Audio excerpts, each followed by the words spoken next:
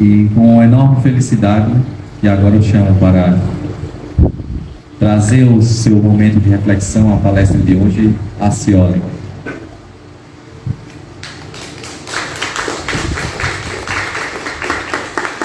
Eu não vou falar muito, Cioli, sobre você, mas você tem uma história aqui, como se nós conversamos um pouco antes, né? Desde os alicerces dessa casa, então você vai passar um pouco para o pessoal.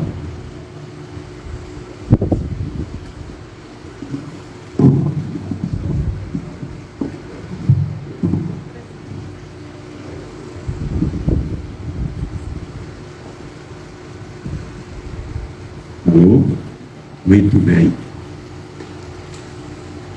Abraço a todos, né, com a energia da paz e da fraternidade. É assim, impressionante como a gente viaja no tempo, né? E conversava aqui com o amigo Joelson, com o Altinho, acho, sobre, digamos, as nossas memórias, né?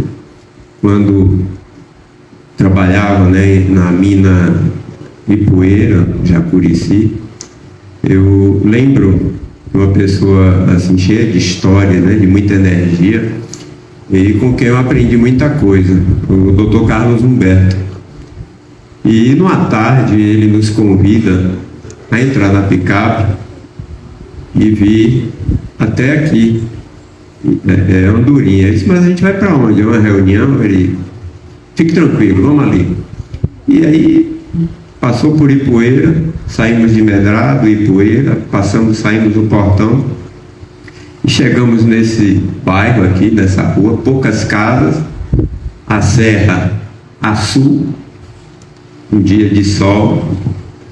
Ele disse, vamos saltar, tem algo aqui que eu quero te mostrar. Então a gente desce junto com ele e ele mostra o terreno. E o que tem aqui? Uma pesquisa? Ele, não, vim te trazer para que você pudesse vislumbrar nesse pequeno terreno rochoso a futura base do primeiro centro espírita dessa cidade. E, sério? Sério. Vamos aguardar. O operador com a carregadeira está vindo aqui e ele vai realizar a limpeza do terreno. Isso aí eu comecei a me arrepiar, né? Rapaz, é um momento histórico. Vamos ver se ele não está brincando. Aí chega a máquina e o rapaz prepara.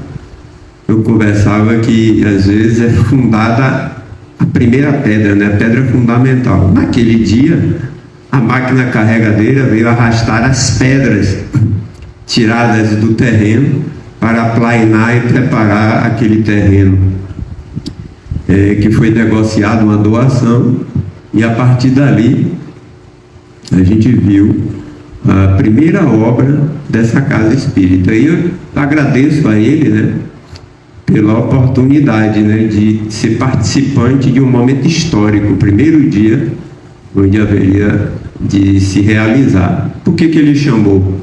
Porque naquele período, quando eu saí de Campo Formoso para aqui, de algo assim que me foi possível assim, me animar para vir aqui para essa região, é que havia um grupo de estudo aqui na cidade que ocorria lá na Escola Márcio Seno. Então a professora Val disse, eu preciso de um colaborador. Eu digo, a seu serviço. E ela assim, tem um grupo de estudo, temos algumas pessoas aqui da cidade, já é hora de dar uma alavancada em Andorinha e botar um centro espírita nessa terra. Eu digo, mas é um grupo de estudo mesmo? É. Então, às vezes, tinha 2 ou 3 reuniões por semana, uma de palestra e outra com um grupo de 8, 10 pessoas, né, dentre os quais havia a figura, né, assim, muito calorosa, animada, que estava sempre ombreada com a Val, que era a Osélia, né?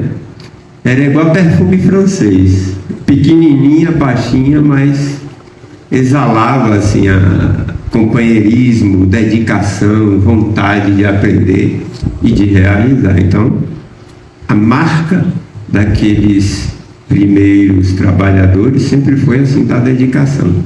Porque iniciar uma casa espírita numa região ainda com muitos núcleos evangélicos, católicos, né? E você trazer o conhecimento que liberta, que esclarece, que tem os seus primeiros desafios, foi a marca daquela época. Então são passados 26 anos, eu sinto que a vida me deu esse presente, né? Já participei de outros eventos históricos, algumas palestras aqui, mas dois momentos marcam muito, que foi a apresentação do terreno e a palestra inaugural proferida pela professora Marilene aqui na casa, né, quando da inauguração oficial. Nos dois eu estava presente e espero participar de vários outros. Então vou corrigir ali, né, que às vezes não sei porquê, na outra encarnação eu acho que eu devo ter sido Alcioli, mas me chamo Jaime Acioli. Quando entrei na Fundação José Carvalho, aí me batizaram, esqueceram o Jaime, botaram o primeiro nome Acioli. Então assim, fiquei conhecido, né, uma herança de meus avós italianos, e que, digamos assim, é um nome muito comum na região do Pernambuco. Aqui na Bahia nem tanto, mas assim me conhecem e assim eu me apresento. Na família tem outro nome que eu não vou citar aqui, que é um diminutivo, mas eu prefiro Acioli, é um nome curto, objetivo e representa uma família de imigrantes. Então, a proposta de hoje, ela vincula, ela traz essa importância de uma reflexão do papel da casa espírita, que é o núcleo, né? Existe a edificação física e existe a estrutura energética que constitui a casa que nos abriga, que é a nossa escola, onde são desenvolvidas tarefas, conhecimento, socorro espiritual, material e o grande aprendizado. Como eu sempre fui curioso e pesquisador, algo que me atraía ao conhecimento da doutrina espírita, porque na minha família ocorriam muitos fenômenos. Muita gente sentia, falava, ouvia, sonhava, e comigo não ocorria nada. Eu digo, bom, se não ocorre comigo, eu sou curioso, eu vou pesquisar se isso não é chilique, frescura, ilusão e tal e tal. Depois eu vi que a coisa realmente se repetia, ocorria. Eu digo, aí tem algo que me atrai. Porque quando eu estava presente, eu começava a sentir o arrepio, o calor, mas eu não fugia, eu ficava ali presente para perceber toda aquela contextualização do fenômeno que levava as pessoas a sentirem o inusitado, a fazer uma leitura do ambiente e a escrever uma história que poderia representar uma pontinha do iceberg que precisava ser conhecido. Então fui curioso, assisti várias palestras na cidade de Catu, Salvador, conheci a Mansão do Caminho e outros núcleos. Então sempre me atraiu na doutrina espírita o desejo de pesquisar, de buscar o desconhecido e de aprender com aquilo que poderia me fazer uma pessoa diferente, dado toda essa contextualização, né? Não havia rituais, nem imagens, nem a cobrança de dízimo, né? Mesmo porque na época não tinha nem o que dar de dízimo, né? Eu comecei na doutrina, então me doando.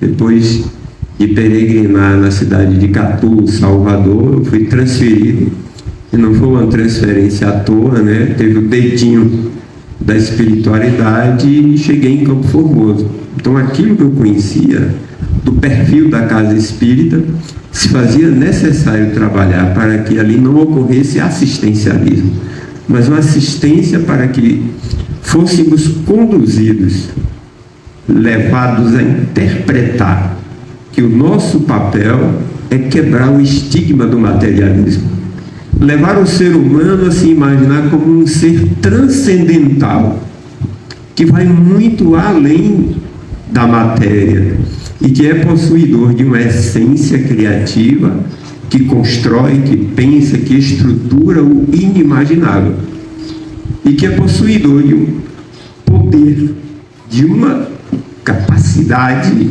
inusitada, que é construir interiormente o reino de Deus, constituído da argamassa da paz, do orvalho do Evangelho, do cimento do amor e da paz.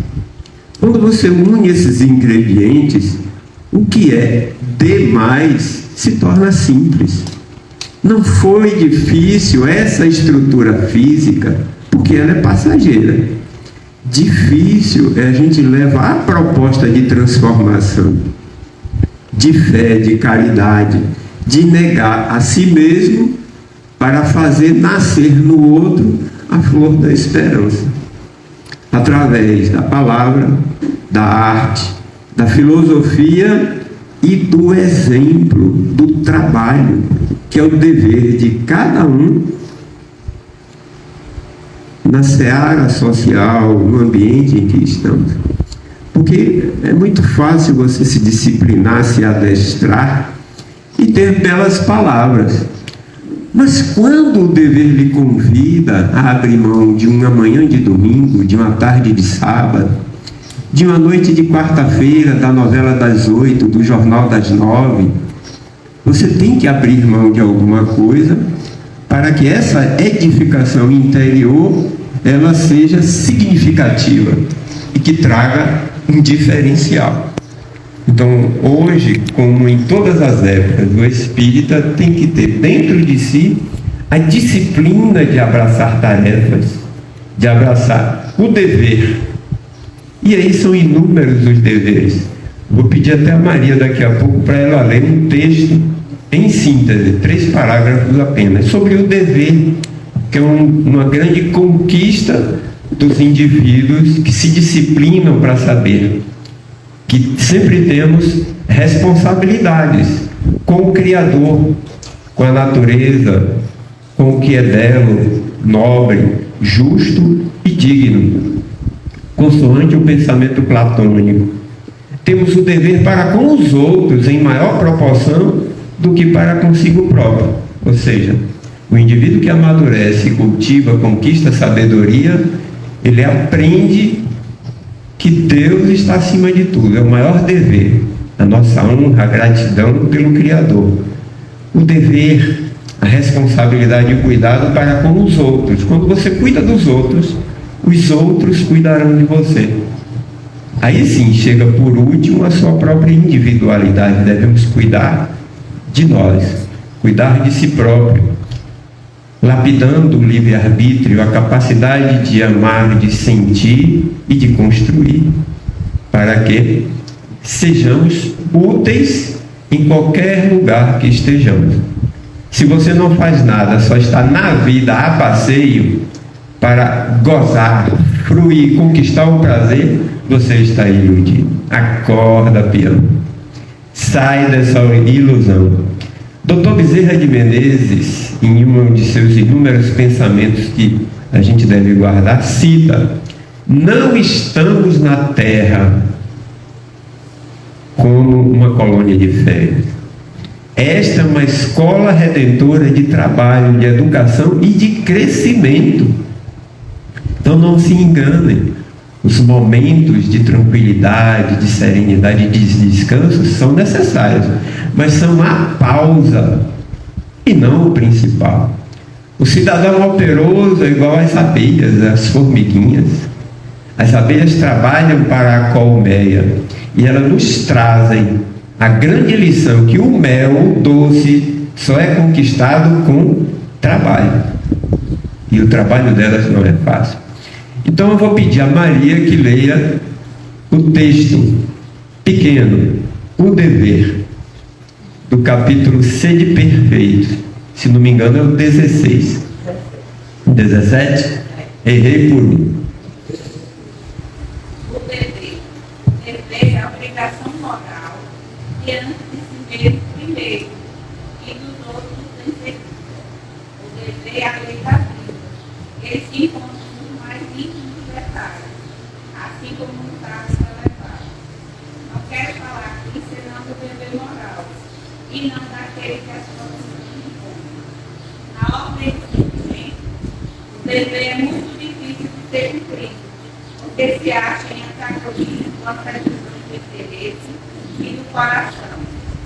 Suas vitórias não têm testemunho, e suas derrotas não têm repressão.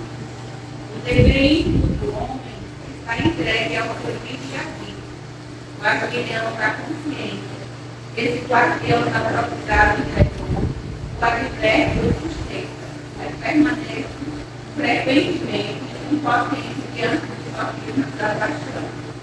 O dever do coração, fielmente observado, eleva o homem, mas esse dever, como precisava, onde começa ele, onde se pretende, o dever começa precisamente no ponto em que ameaçais a felicidade ou a tranquilidade do vosso próximo. Termina no limite que não gostaria que Deus ultrapassasse em relação aos nossos irmãos. O dever é o mais belo laurel da razão. Depende dela como o filho depende do comando. O homem deve amar o dever, não porque o preceito dos males da vida, aos quais a humanidade não pode se distrair, mas porque dá algo que for necessário ao seu desenvolvimento. O dever cresce e radia sob mais elevada forma em cada uma das etapas superiores da humanidade. A obrigação moral não cessa jamais da criatura para com Deus. Ela deve refletir a virtude do eterno, que não aceita um imposto imperfeito, porque quer que a beleza de sua obra resplandeça diante dele, mas as paredes Deus satisfazer. Então essa mensagem do Espírito Lázaro é perfeita. Observe que a maturidade moral do indivíduo, ela só é alcançada quando você se torna uma pessoa solícita. Existem inúmeras pessoas que correm atrás do diploma, seja ele de que natureza for, para obter o crescimento profissional, e isso vai lhe dar oportunidade de emprego, de crescimento, de desenvolvimento. No entanto, tem um retorno. Mas quando você vem em uma casa espírita, uma casa de oração, não há salário. E quando temos um conselho diretor, uma equipe de trabalhadores, ali deve estar implícito o dever da individualidade do conselho para com a comunidade. Então você doa de si para o outro o seu tempo, o seu conhecimento, a sua bondade. Então você passa a se desafiar, quer realizar algo sem nada esperar em troca. Então você exercita a abnegação, você nega a si próprio para que o outro cresça, doando o seu tempo, as suas reflexões. Você pode estar bem, mas quando alguém te procura para buscar elucidar uma dúvida, porque não consegue dormir, porque está com problema, uma pedrinha caiu no sapato, ele precisa de alguém que tire o sapato, retire a pedra e diga: olha, essa é a pomada, agora a caminhada é sua, porque eu não posso caminhar por você e nem você por mim, mas nós podemos trocar experiências e nos ajudarmos para que o trabalho em equipe ele seja mais importante do que o trabalho individual. Então o trabalho da casa espírita requer essa abnegação, tolerância para com aqueles que são diferentes e difíceis, porque aqui não tem ninguém santo. Olhei pelas costas aí de todo mundo, não vi ninguém nem com um toquinho de uma asinha. Não tem santo. Se aqui estamos nessa escola é porque ainda precisamos de algumas lições. E aí a gente estuda, reaprende, recicla, faz as coisas e às vezes espera um reconhecimento. Ah, gostei, você limpou a casa espírita, é excelente. Não faltou água, não faltou o livro, não faltou arrumação, não faltou o artista, não faltou o som. Não precisamos fazer para que os outros digam que está bom. Você tem que fazer para a sua própria consciência. Se você se sentir bem, eu cumpri a minha parte, que bom, vou tomar um fôlego para o próximo desafio. Não esperemos reconhecimento. Ele vem muito mais interiormente. Como você se sente? Se alguém te cumprimentar, agradecer, ótimo. Mas às vezes nós criamos expectativas em relação ao outro. E o outro não está no tempo dele de reconhecer. Ele quer sim. Quem é o síndico disso aqui? Vou cobrar do síndico do meu condomínio. Ali é um trabalho voluntário, não assalariado. Pelo menos não deve ser. Aqui também, em qualquer lugar onde a assistência social, o trabalho dedicado em prol do desenvolvimento das aptidões morais, do socorro às criaturas, nós devemos exercitar isso para fazer por caridade. Para que um dia, quando todos estiverem adestrados, preparados para exercitar a caridade naturalmente, estaremos muito mais próximos da grande fraternidade que será a marca da sociedade deste milênio que se iniciou. Entendam? A fraternidade será uma marca com o selo batido pelo Cristo e que agora, sim, a fraternidade que já existe no plano espiritual, na quarta, quinta dimensão, ela agora começou, de fato, no planeta Terra regenerado. Estamos caminhando. Então esse exercício requer que conheçamos qual o nosso dever, o nosso papel nesse ambiente. Todos vocês são portadores de talentos variados, de habilidades que podem ser postas a serviço do bem individual, do núcleo familiar e da estrutura social onde vocês estão inseridos. Porque sois deuses, vocês são possuidores da centelha divina dentro de si. E se lapidarem para trabalhar o livre-arbítrio, escolhendo o bem pelo bem de todos, vocês podem transformar sim o outro, na medida em que vocês edifiquem o bem dentro de si próprio. Então as grandes mudanças, note bem, elas não ocorrem de fora para dentro, mas sim de dentro do indivíduo para fora, para o seu entorno. E geralmente as melhores alternativas, elas não vêm de cima para baixo, elas começam na base da pirâmide. Por isso Jesus dizia que veio para os doentes, para os simples, para os humildes, que quando a dor trabalha na índole da criatura, o terreno vai estar preparado para que a semente do conhecimento do bem, da paz e da fraternidade, ela venha. Então devemos amar a simplicidade, buscar o simples para resolver as coisas complexas. Então, a partir desse contexto, a gente precisa ouvir algumas coisas para que as lições não sejam esquecidas. Então, fazia uma pesquisa, vou fazer a propaganda, o livro Retratos de Nazaré. Tem uma passagem daquela época que não é muito conhecida, mas o autor espiritual aqui gravou algo que nos fez lembrar a parábola do filho pródigo. Então, citou Jesus em um determinado momento em que ele achava necessário essa parábola. Então havia, naquele período, quando o Cristo já começou o seu trabalho missionário, uma cidade que era conhecida como a cidade das riquezas. Haviam muitos investidores, comerciantes, que se instalavam, se não me engano, a Magdala. Então ela tinha pouco, era um entreposto comercial, e havia uma família romana que se mudou para a Judéia.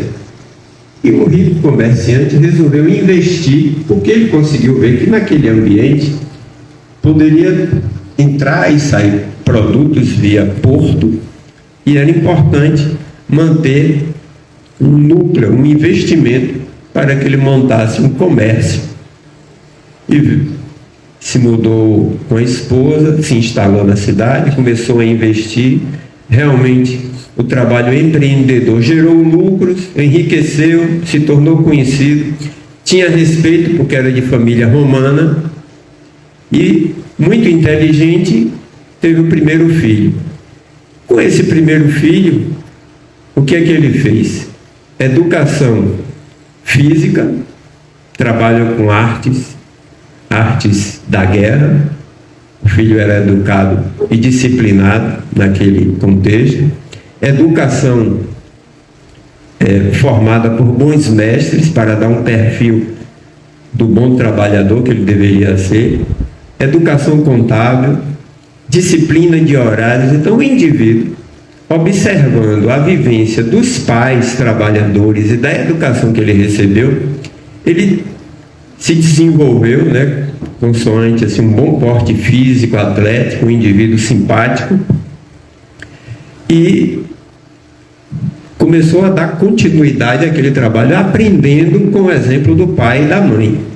Dizem que o pai, quando é muito bom, é porque por trás dele tem uma grande mulher. Então ele teve pai e mãe diferenciados, que deu acima de tudo educação e um lar equilibrado. Como eles eram romanos, cultuavam os deuses de Roma. Em um dado momento, a senhora mãe vem a falecer. Então foi um choque. Uma pessoa educada, gentil, nobre, mas desencarnou. Meses depois, talvez pela saudade, pela carência, o indivíduo entrou em depressão, desencarnou. Então aquele jovem se vê somente ele e o conhecimento para tocar toda aquela fortuna que o pai deixou. Como ele conquistou a disciplina, os cuidados, acordava cedo, praticava os exercícios físicos com os mestres das armas, contabilidade, tinha inúmeros pergaminhos que lhe davam o aculturamento necessário para aqueles empreendimentos. Ele, nos primeiros anos, se afundou no trabalho, conseguiu dar continuidade, tinha o respeito dos escravos, dos servos da casa, da comunidade, porque ele era extremamente educado, era muito habilidoso com as armas e tinha o respeito porque era romano.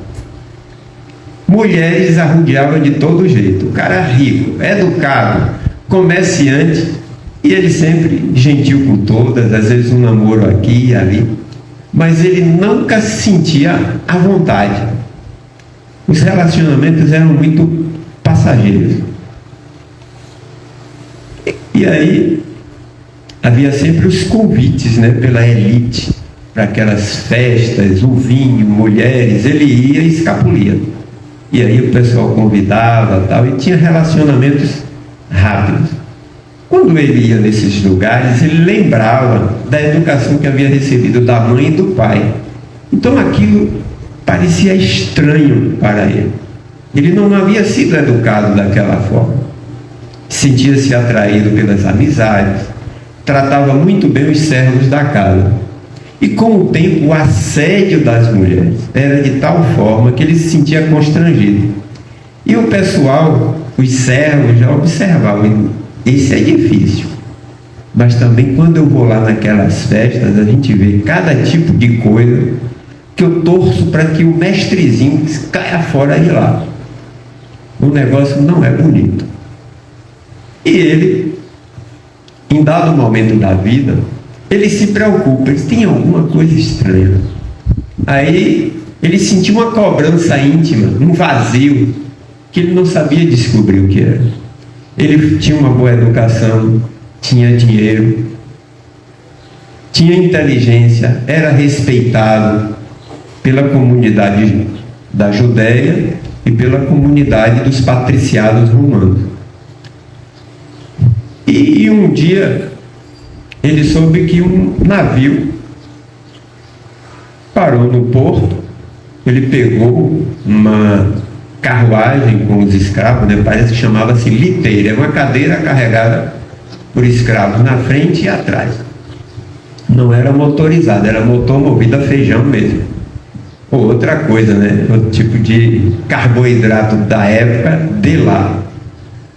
Muito bem, então, quando ele ia se dirigindo para o porto, ele ia lendo os pergaminhos, se atualizando das notícias e tal, e aí tem um engarrafamento. Muita gente ali no porto, aí o pessoal, rapaz, é briga, é a polícia, alguma coisa ali. Aí tinha um homem, ele saiu, o que é que tem? Não, estou vendo ali, mas parece que tem um homem ali, na fonte da praça, conversando com o povo, e está cheio de gente. E aí não vai passar. Aí ele volta ali, e aí ele sente aquele cheiro de suor, de feridas, cheiro de polvo, né? E o cara todo perfumado, rapaz, que cheiro forte. E aí, não, o negócio ali tá pegando. Aí quando ele abre, ele vê um homem de boa estatura, né? Cabelos compridos, falando num tom moderado e que chamava a atenção de todo mundo que estava em volta. E, rapaz, quando ele bateu o olho que viu e todo mundo ali, não, ficou curioso, né? Ele falou, vou lá. Aguenta aí, vou ali ver. Mas rapaz, tá cheio. Não. O cara era forte, né? Confiou em si mesmo e os escravos, 2 malhadão, seguiu Caio Marcos. Esse era o nome do cidadão. Então, quando a turma veio se aproximando, foi abrindo, né? Tinha também os que estavam seguindo ele.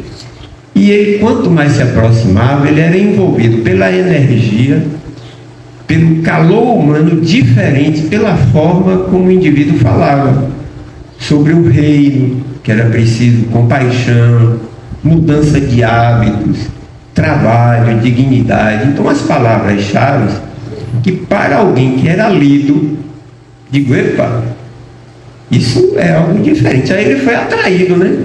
Foi atraído, foi chegando e olhava em volta, só tinha gente doente, cego, aleijado, perebento, nego carregado.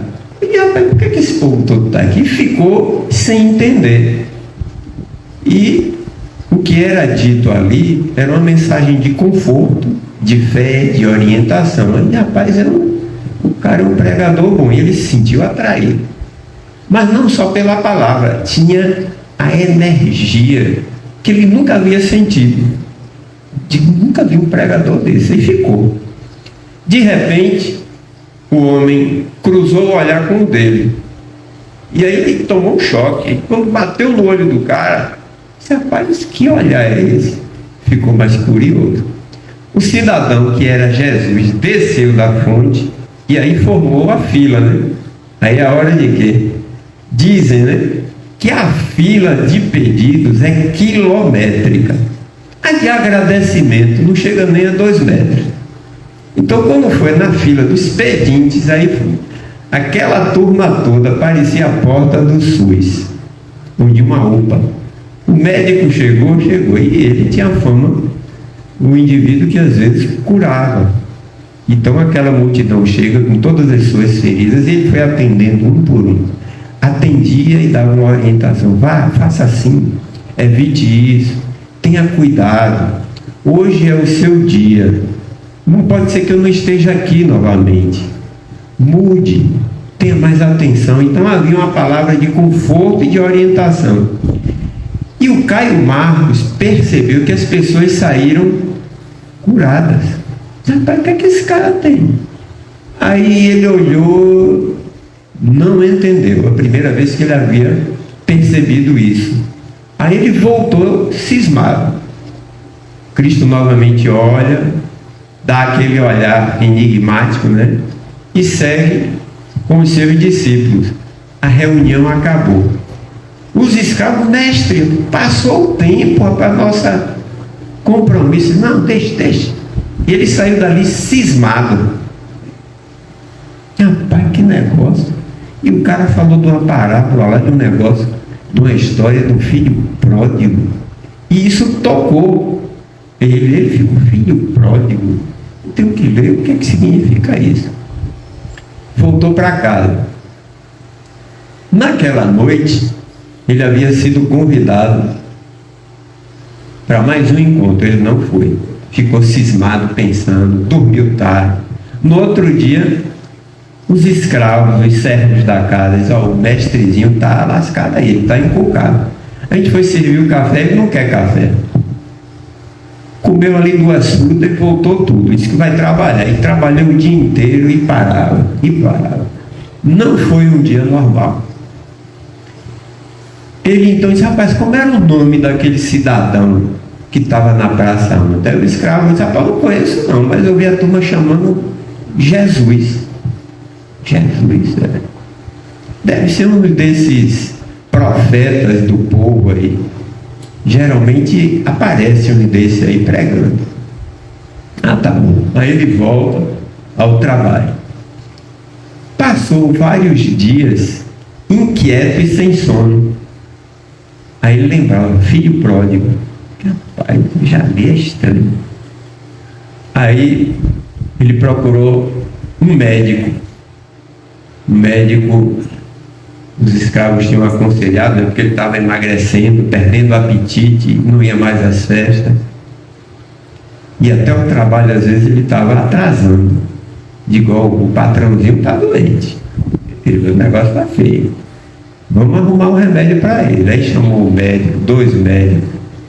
Aí o cidadão romano, orgulhoso, né, ó, se vocês me ficarem arrumando um médico, eu vou pegar vocês e vou vender. Vou sumir com vocês daqui. Não, não faça isso não. A gente fez isso porque a gente gosta muito do senhor. O senhor não está comendo, não está trabalhando direito, o senhor está preocupado. E quem resolve isso é médico, né? Não, meu problema não é esse não. Estão achando que eu estou ruim da cabeça? Mas o senhor não é o mesmo. Aí ele olhou. E passaram-se uma semana. Como ele não conseguia dormir nem trabalhar direito, começou a emagrecer.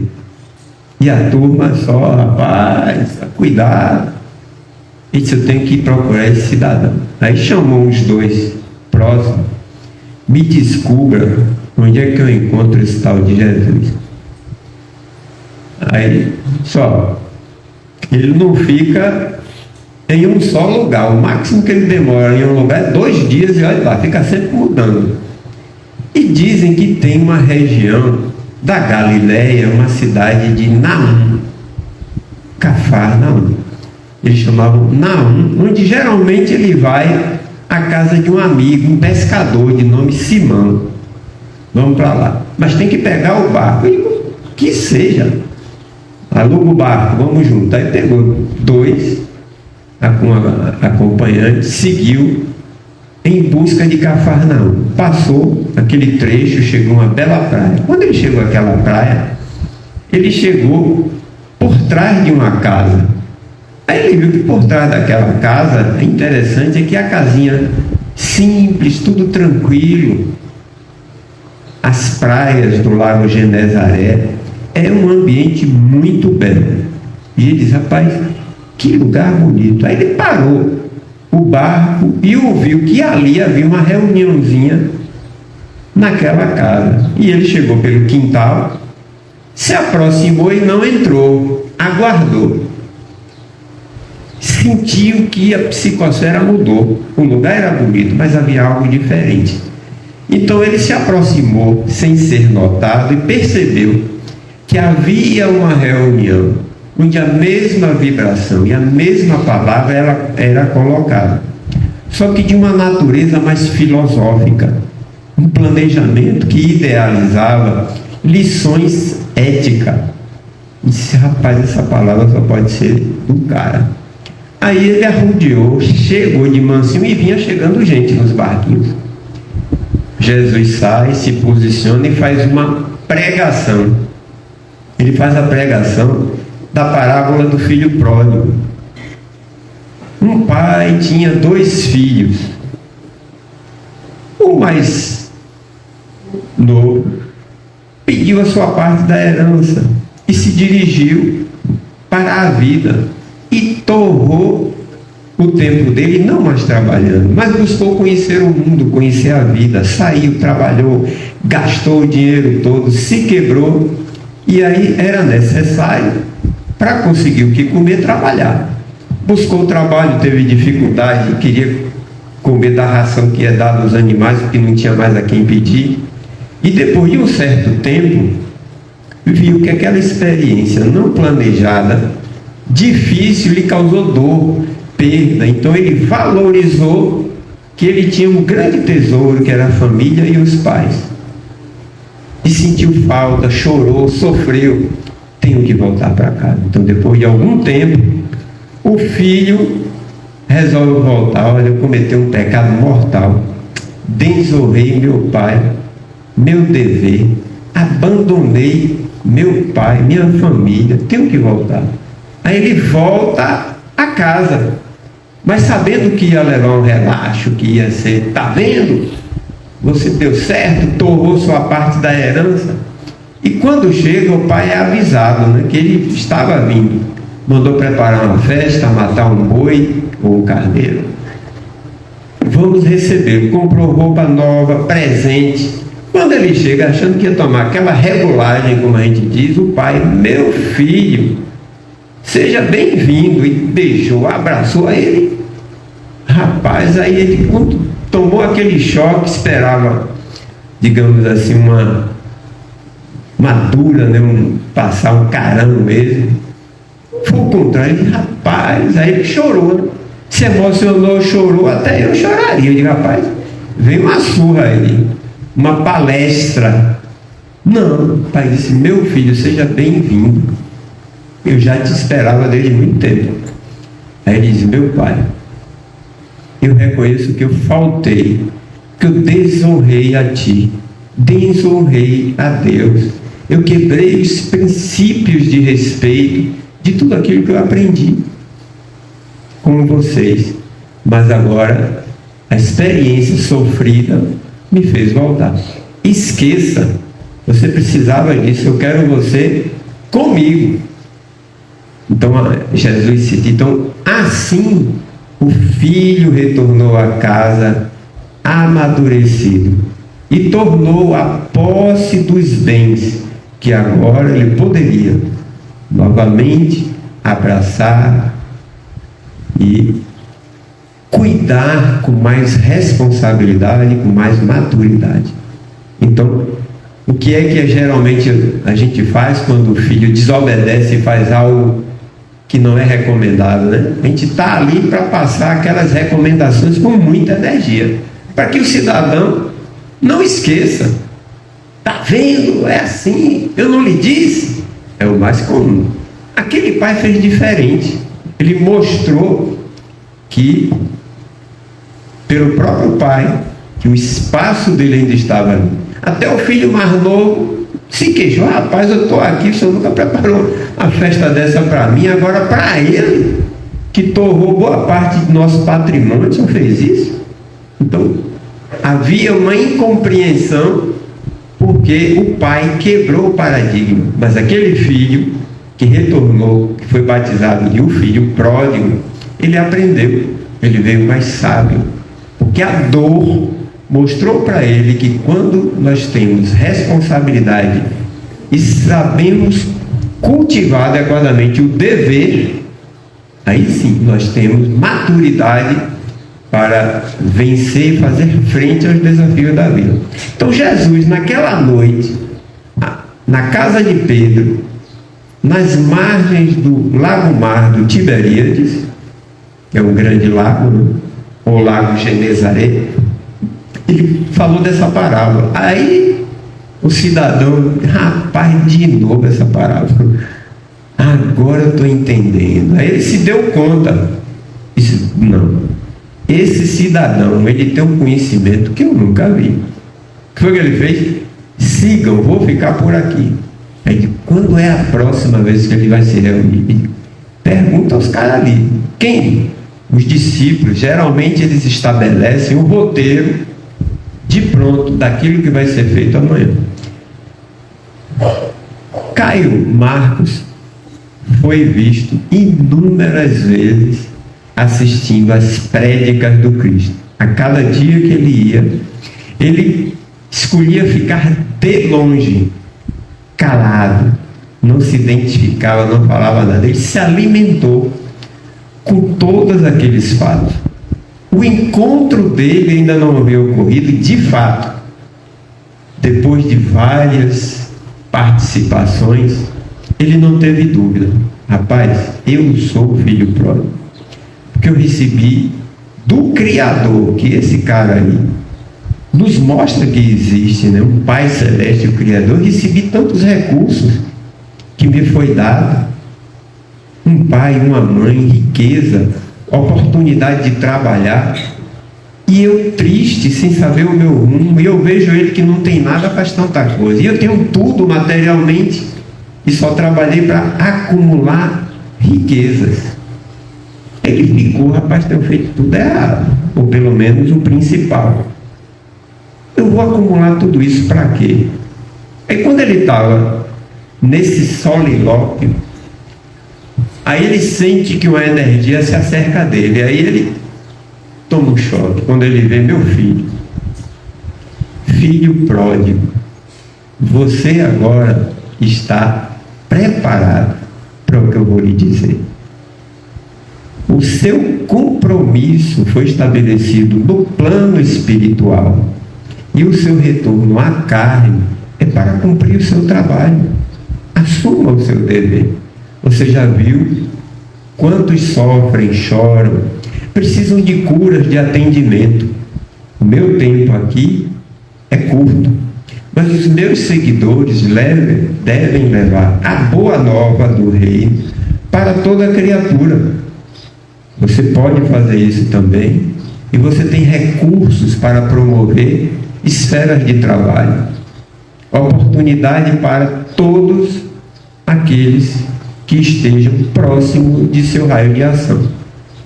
Nenhum de nós pode acumular riquezas para o reino de Deus, porque daqui só levamos o que conseguimos guardar no coração e na mente. Você já está bem preparado. Eu te digo, representando o Pai Celeste, que você está pronto para abraçar o trabalho que foi o seu compromisso no plano espiritual. A casa de Pedro naquela noite assemelhava-se a uma assembleia como esta que estamos aqui, discutindo um planejamento de vida.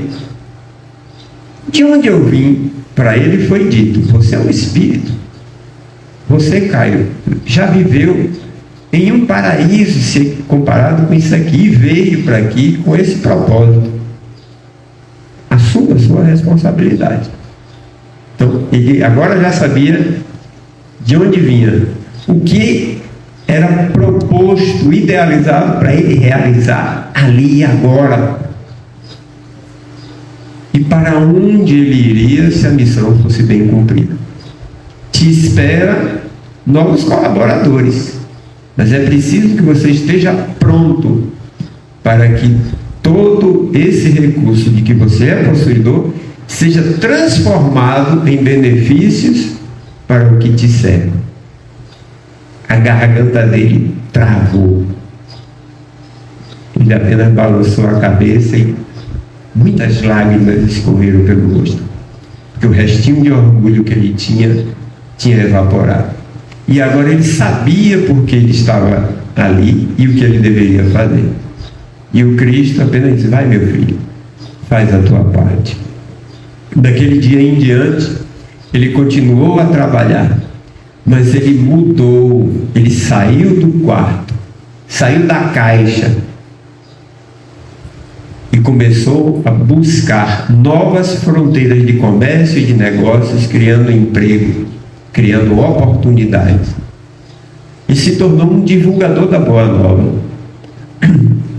Em um dia, ele se apercebe de uma jovem, porque o Cristo já havia sido assassinado na cruz.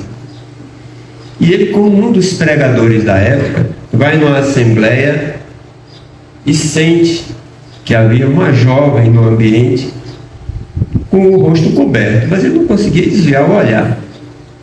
Aí ele foi chamado para palestrar, e ele sentiu aquela presença agradável, aquela expectativa de todos que estavam ali para ouvir, porque ele tinha conhecido, tinha ouvido do próprio Jesus todas as notícias da Boa Nova, então ele estava preparado.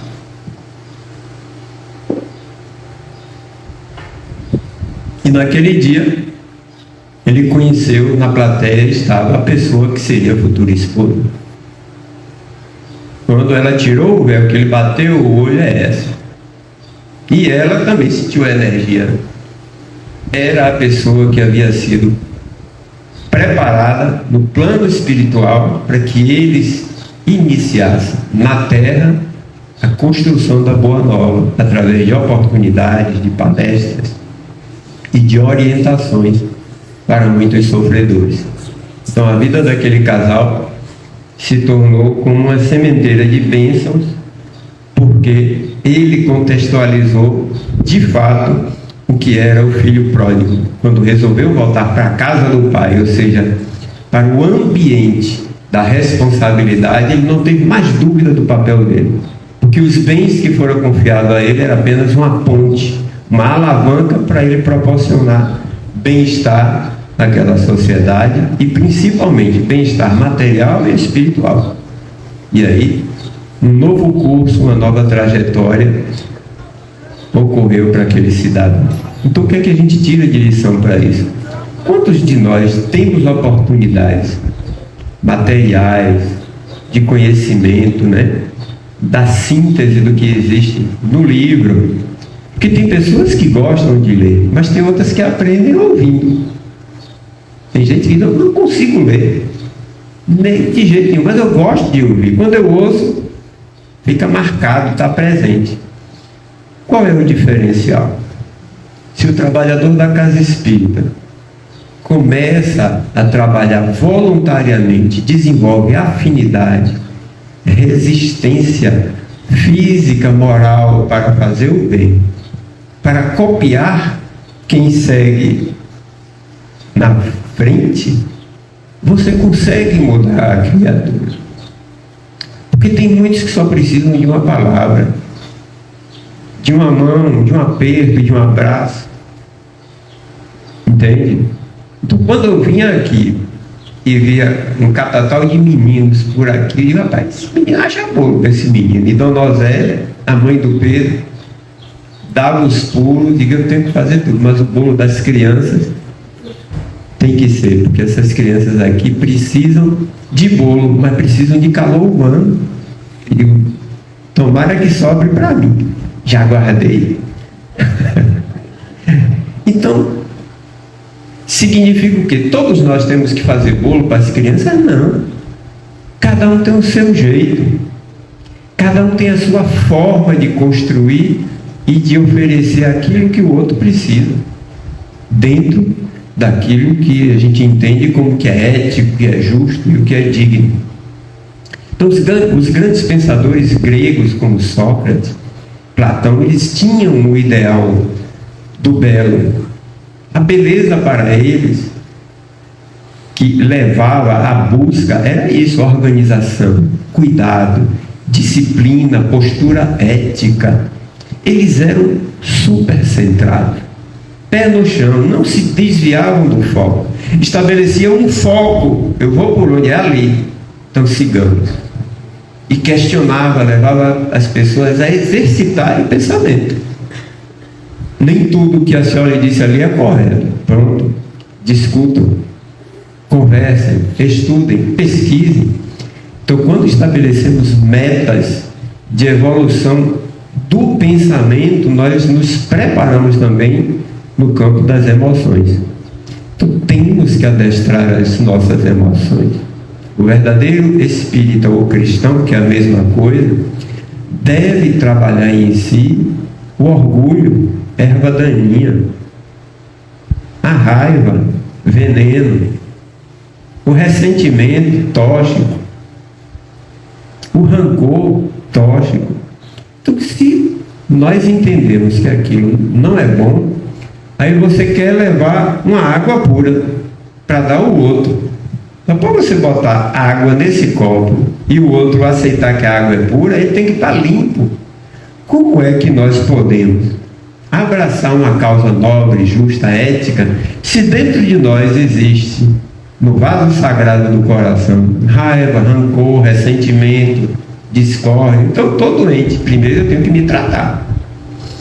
Então, se ele vir para aqui, não trabalhar a garganta, não tiver cuidado, não ler, não respirar, não se preparar, a eficiência vai estar comprometida. Não é isso? Então, o artista também tem que ser disciplinado. A arte de fazer o bem é o nosso desafio. Não é fácil, mas requer esse comprometimento, essa busca, esse desejo. Então, a gente fica olhando, né? Uma vez eu estava lendo as histórias de um médico, né? Assim, muito curioso.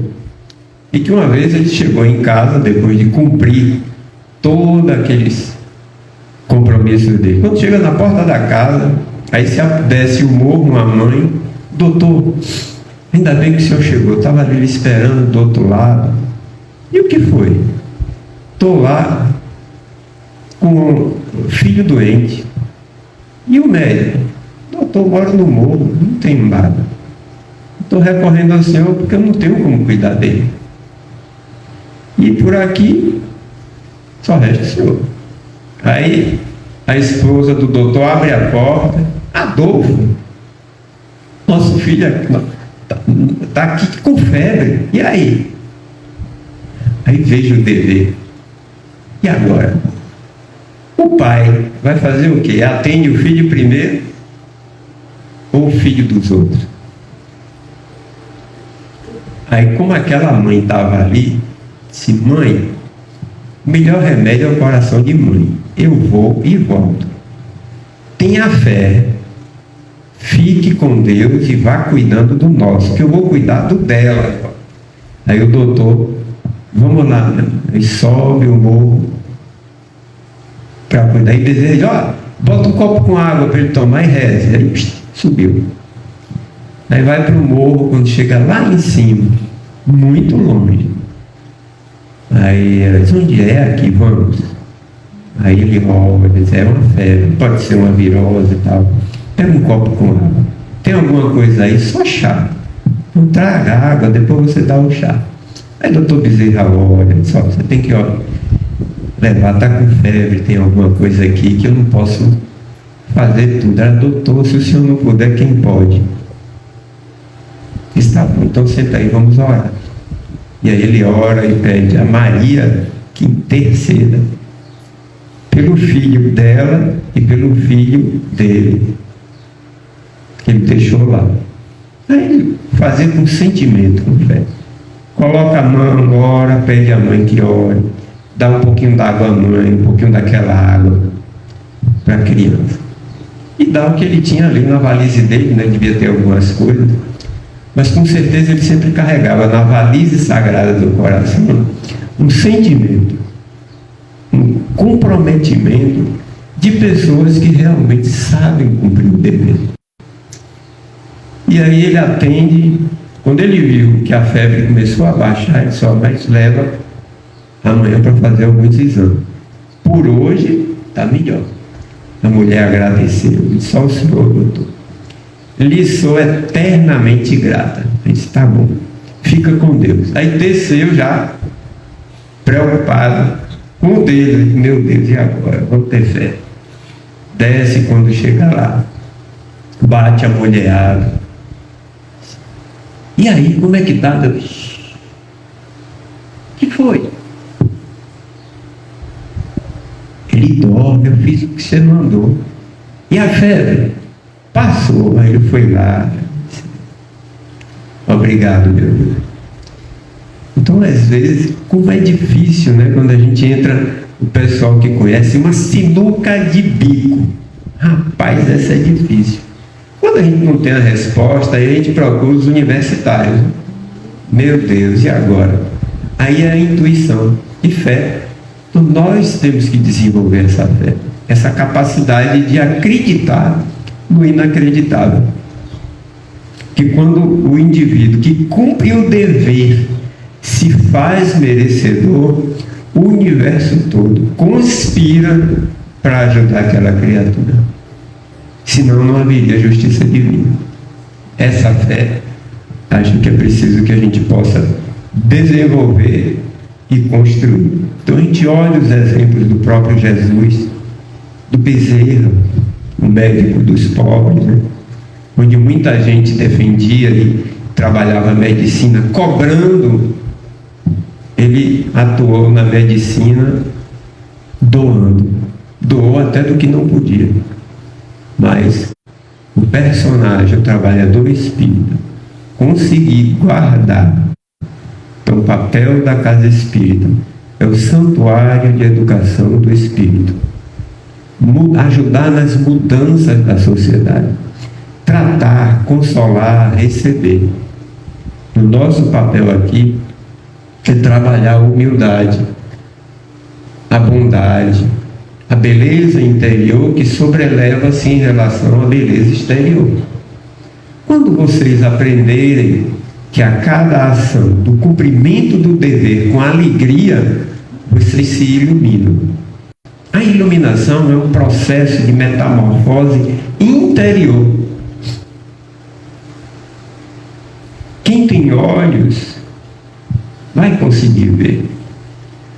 Os orientais dizem que os seres mais nobres, na medida que caminham, espalham as sementes do bem e misericórdia, eles se iluminam e sobem, ascendem e se passam a ser merecedores de convívio com espíritos mais nobres.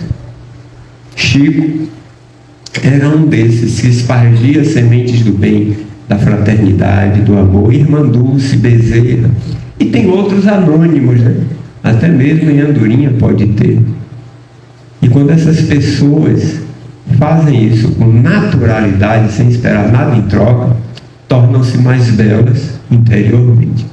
Quando perdem a capa do corpo, né, que tem prazo de validade, o que resta é uma essência constituída de uma energia quintessenciada, mais bela, mais nobre e mais desejoso de compartilhar essa energia com quem está presente. Por isso que os nobres às vezes podem ascender a planos muito superiores, mas quando lembram de nós, apagados vagalumes, que ora pisca e acende, ora apaga na dor, diz, ó, preciso ir lá dar uma força àquele pessoal. Então, o papel de indivíduos como esses são chamados a trajetória dos iluminados, que retornam para nos ensinar as mesmas lições que o Cristo lá atrás pregava. Então, Bezerra conviveu com Jesus, amigo espiritual de Francisco Xavier, Cândido Xavier, amigo espiritual de Emmanuel. E, segundo se diz, tem um grande número de alunos, de afiliados, que ele procura dar força, né, orientar para que as pessoas possam investir na mudança interior. Aí você, pô, mas uma casa dessa pequenininha, por que Bezerra?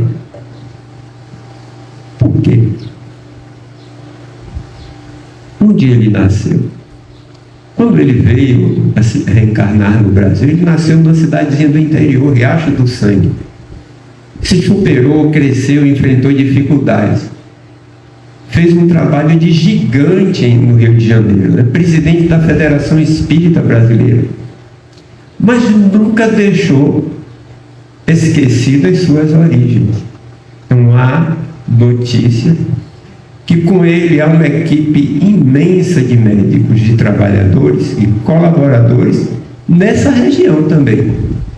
Ele não é exclusivo, é um espírito de ampla abrangência. Basta olhar o seguinte, quando você olha para o céu e vê uma estrela muito bonita, né? O que é que você pensa? Rapaz, aquela ali, de lá de longe, está irradiando muita luz aqui para baixo. Ele é um desses. Alcançou tamanha iluminação que lança luzes sobre todos aqueles que precisam de sua orientação e de sua paz. Então observe que também essa casa não está esquecida, faz parte do núcleo de abrangência do colegiado de trabalhadores dele. Então, e nós? O que vamos fazer com esses bens que nos são confiados? Então, em respeito à bondade, ao amor desses indivíduos, nós temos que fazer alguma coisa. Esse é o nosso papel. Se você não pode fazer tudo, faça o que está ao seu alcance. Se a sua vida é um limão, faça uma limonada. Quanto mais azedo, mais adoce. Ponha água. Você pode transformar, sim, com criatividade. Mas é indispensável fé, humildade, esperança e a prática da caridade, que significa o amor em movimento. Quando todo esse conhecimento assume uma dinâmica, você consegue produzir caridade. Então eu desejo a todos vocês boas reflexões, abraço todos vocês com o coração. Às vezes é difícil, né, a gente lembrar do que passou, mas aqueles que passaram, que não estão mais aqui, eles se fazem presentes. A morte não é o fim, é o começo de uma nova jornada.